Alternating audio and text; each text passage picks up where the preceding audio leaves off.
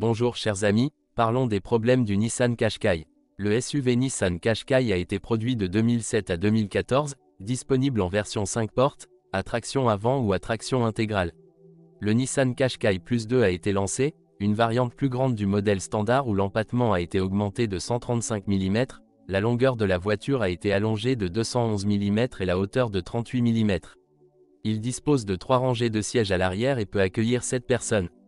5 moteurs sont disponibles, dont 2 à essence, 1,6 de 114 chevaux et 2,0 de 141 chevaux. Du côté du moteur diesel, on trouve le 1,5 de 106 chevaux, le 1,6 de 130 chevaux et le 2,0 de 150 chevaux.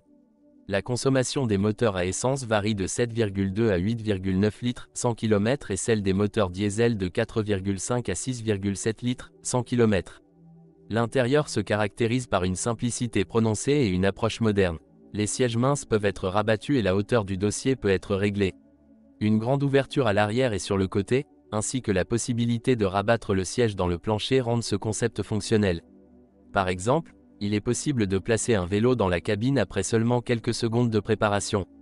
Parmi les caractéristiques intéressantes du concept, citons le coffre-fort pour le stockage, les grandes fenêtres en verre sur le toit et le design d'éclairage innovant. En 2010, un facelift a été réalisé. La face avant a été entièrement redessinée, une nouvelle calandre et des phares ont été installés, tandis que les feux arrière classiques ont été remplacés par des feux à LED. Les modifications apportées à l'intérieur comprennent un nouveau look du tableau de bord pour l'ordinateur de bord et une meilleure isolation phonique. L'ESP, contrôle électronique de stabilité, est désormais de série et 2 nouvelles couleurs de carrosserie ont été ajoutées.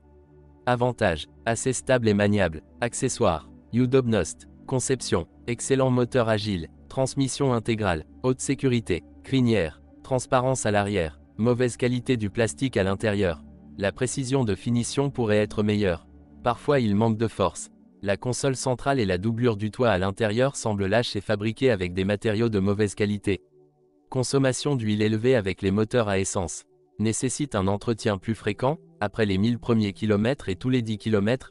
Certains modèles ont des problèmes avec les installations électriques. Les modèles fabriqués entre février et mars 2007 présentent des problèmes avec la suspension avant. Problème de fuite de carburant sur les moteurs diesel fabriqués entre janvier et octobre 2008. Le connecteur du système n'est pas correctement connecté. Les amortisseurs arrière ont tendance à s'affaiblir rapidement. Plusieurs cas d'infiltration d'eau dans l'habitacle autour du pare-brise.